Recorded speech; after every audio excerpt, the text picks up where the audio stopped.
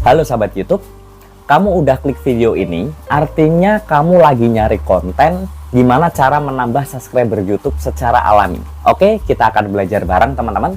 Jadi siapkan catatannya dan juga siapkan kopinya. Oke, kita seruput dulu ya. Seger. Let's get started. Aku coba tebak nih teman-teman. Sekarang kamu lagi ngerasa frustasi banget. Udah bikin konten setiap hari, effortnya udah besar banget, tapi entah kenapa subscribernya kok nggak naik-naik ya.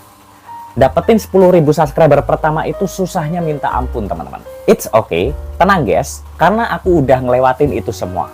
Jadi di video ini aku pengen bagiin step by stepnya dapetin 10.000 subscriber di YouTube. Yang mana cara ini udah aku praktekkan di channel Sinau YouTube ini. Dan ada satu videoku yang tembus sampai 300.000 view.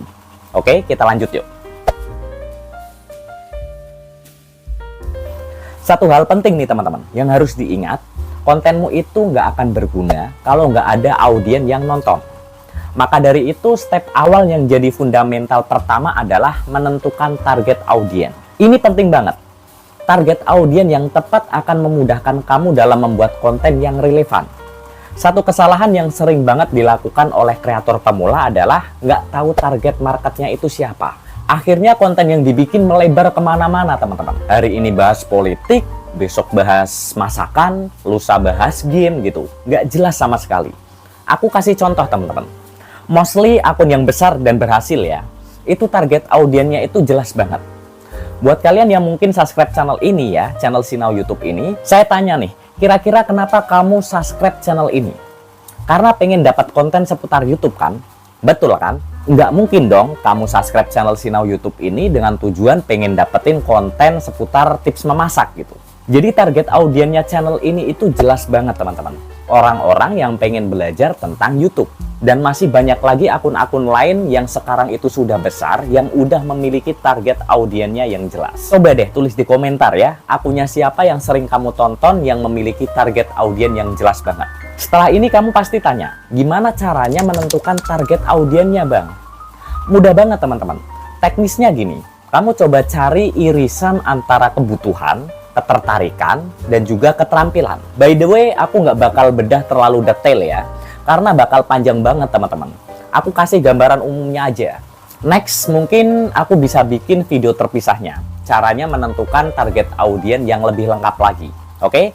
Kembali ke topik ya teman-teman. Kamu cari dulu kebutuhan audiens berdasarkan permasalahan yang mereka alami. Konten yang lagi rame teman-teman adalah konten yang menyelesaikan masalah banyak orang. Satu tips biar step ini lebih cepat selesainya ya. Kamu list down permasalahan audiens yang sekiranya kamu punya minat dan keterampilan di situ. Contohnya nih, 1. Sulitnya mendapatkan pacar. 2. Sulitnya menjadi mahasiswa yang berprestasi di organisasi dan akademik. 3. Sulitnya mengembangkan akun sosial media untuk bisnis. Nah, permasalahan yang aku list down tadi teman-teman, dari beberapa bidang yang berbeda ya tentunya. Kamu bisa pilih salah satu yang kamu tertarik banget untuk membahasnya. Dan minimal kamu punya sedikit keterampilan di situ. Kalau step ini udah selesai, kita bisa masuk ke step selanjutnya. Sekarang aku berasumsi kamu udah bikin akun YouTube-nya ya. Jadi kita bisa memangkas step bikin akunnya. Dan langsung ke step optimasi profil. Nah, profil YouTube-mu itu seperti toko teman-teman. Nah, orang bisa memutuskan masuk ke suatu toko kalau dia tahu toko itu menyediakan apa yang dia butuhkan apa enggak gitu. Contohnya gini, aku adalah anak perantauan di Jakarta yang baru 1 hari semalam charger smartphoneku itu rusak teman-teman. Jadi hari ini aku berencana untuk nyari penjual charger smartphone ya. Karena aku nggak tahu posisi penjual chargernya di mana, jadi aku jalan aja nih sambil tengok ke kanan kiri gitu. Nah, pertanyaannya adalah, mungkin nggak aku masuk ke toko sembako untuk nyari charger smartphone? Nggak mungkin kan teman-teman? Di situ pasti nggak ada. Yang aku cari adalah toko aksesoris smartphone. Nah, aku tahu dari mana kalau itu outlet yang jual aksesoris smartphone. Mungkin dari bannernya ya di depan outletnya, dari etalasenya, terus mungkin ada tulisan jual charger smartphone gitu ya, ataupun tanda-tanda yang lain. Nah, di YouTube juga sama teman-teman. Beritahu orang-orang kalau akunmu itu membahas apa, supaya mereka itu punya alasan untuk subscribe ke channelmu. Lebih spesifik lebih bagus. Jadi kamu bisa jelaskan channelmu itu ngebahas apa gitu di bagian tentang ya teman-teman. Selain itu, kamu juga bisa optimasi profil, foto profil ya, banner, username, atau nama channelmu. Konten yang kamu bikin itu senjata utama. Dia seperti tombak yang kamu lemparkan ke target audiens. Orang bisa tahu channelmu ya lewat konten teman-teman. Orang mau subscribe channelmu juga lewat konten. Orang melakukan apapun yang kamu mau ya lewat konten. Jadi konten is king teman-teman. Konten is powerful. Nah, yang jadi pertanyaan adalah gimana caranya bikin konten yang banyak view-nya? Simple banget teman-teman. Bikin konten yang relevan. Bikin konten yang dibutuhkan. Bikin konten yang bisa menjawab permasalahan dari audiens.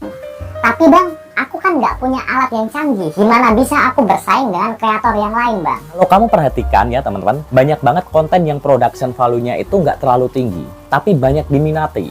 Rekamannya itu cuma pakai smartphone aja gitu, tetapi bisa dapat view yang banyak. Intinya bukan seberapa bagus peralatan produksimu teman-teman, tapi seberapa relevan kontenmu untuk audiensmu, seperti itu. Nah, part penting di dalam konten yang harus benar-benar kamu perlu perhatikan adalah 1-3 detik pertama. Atau orang-orang menyebutnya itu hook ya. Hook menjadi nyawa dari kontenmu teman-teman. Kalau hookmu itu nggak kuat, audiens akan dengan mudah scrolling untuk nonton konten yang lain, pindah ke konten yang lain. Perilaku audiens sekarang itu nggak seperti audiens zaman dulu ya. Sekarang orang-orang itu lebih suka menonton potret video. Dan untuk memindahkan satu konten ke konten yang lain, itu semudah geser jempol gitu teman-teman, ke bawah dan ke atas. Jadi kalau hook kita itu nggak kuat ya, konten kita bakal dikit yang nonton. Jadi jangan pernah bikin konten dengan opening yang bertele-tele di YouTube ya, terutama di video short.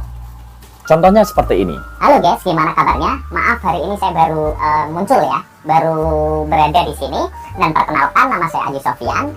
Saya akan membagikan tips cara dapat subscriber di YouTube. Simak sampai selesai ya teman-teman. Nah, kalau openingmu seperti itu teman-teman, pasti nanti audiens itu langsung scroll aja gitu. Kalau di video short ya, scroll gitu. Kalau di video panjang bisa jadi mereka akan pindah ke channel yang lain, nonton video yang lain. Seperti itu teman-teman ya. Jadi usahakan kalian itu jangan bertele-tele di awal. Berikan hook yang membuat orang itu penasaran untuk menonton ke depannya. Seperti itu. Terus cara bikin hook yang powerful itu gimana bang? Gini teman-teman, aku kasih 3 rumusnya ya. Pertama, kamu bisa bikin hook dengan pertanyaan. Contohnya gini. Kenapa orang bisa mager? Atau apa pekerjaan termudah dengan gaji tertinggi di tahun 2024? Nah, rumus kedua nih, kamu bisa pakai cara ya, titik dalam kurung keinginan, tanpa titik dalam kurung kesulitan. Contohnya nih, cara naikin 100.000 subscriber tanpa konten, cara cepat kaya tanpa kerja keras, atau gini, cara dapat pacar tanpa harus ganteng gitu. Nah, gitu ya. Rumus terakhir nih, kamu bisa menggunakan problem plus solution. Contohnya gini, susah ngembangin akun YouTube, 5 cara ini bisa kamu gunain. Atau gini teman-teman, kamu udah 5 tahun ngejomblo, 3 tips ini bisa bantu kamu dapetin pacar. Gitu ya. Nah, 3 rumus tadi bisa kamu gunakan untuk variasi hookmu teman-teman. Biar gak monoton, biar audiensmu itu nantinya gak bosen. Kalau kamu udah mempraktekkan step 1 sampai step 3 tadi, sisanya tinggal evaluasi dan sering lihat referensi. Evaluasi itu penting banget teman-teman, supaya selanjutnya kamu itu bisa membuat konten-konten yang disukai oleh audiensmu. YouTube udah menyediakan YouTube Studio ya, yang sangat lengkap sekali. Jadi kamu bisa pelajari dan analisa channelmu dari YouTube Studio. Mulai dari thumbnailnya, bagaimana penonton menemukan video kita, retensinya, dan masih banyak lagi. Terus selanjutnya adalah sering-sering lihat referensi di channel lain teman-teman. Jangan hanya menggunakan YouTube itu untuk nonton aja ya, tapi gunakan platform YouTube itu untuk menganalisa konten-konten yang sedang tren. Konten-konten yang banyak disukai itu seperti apa sih gitu. Atau mungkin konten yang lagi viral itu gimana. Nah, dari konten-konten itu teman-teman ya, kamu bisa mengimplementasikan ke kontenmu. Itu aja teman-teman ya, caraku ngembangin akun YouTubeku secara alami. Intinya selain step-step tadi, kamu juga harus punya skill konsistensi yang tinggi. Percuma kalau kamu nerapin step tadi, tapi hanya upload 1 bulan itu 1 konten. Itu nggak akan berkembang sama sekali, teman-teman. Jadi konsistensi itu sangat-sangat penting juga. Kalau kamu masih bingung cara ngembangin channel YouTube secara alami, kamu bisa tanyakan aja nanti di kolom komentar ya, kalau ada pertanyaan.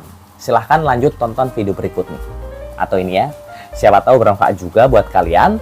Tetap semangat buat sahabat YouTube yang masih berjuang. Teruslah belajar dan terapkan, maka kamu akan mendapatkan hasilnya. Sampai jumpa di video selanjutnya. Wassalamualaikum warahmatullahi wabarakatuh.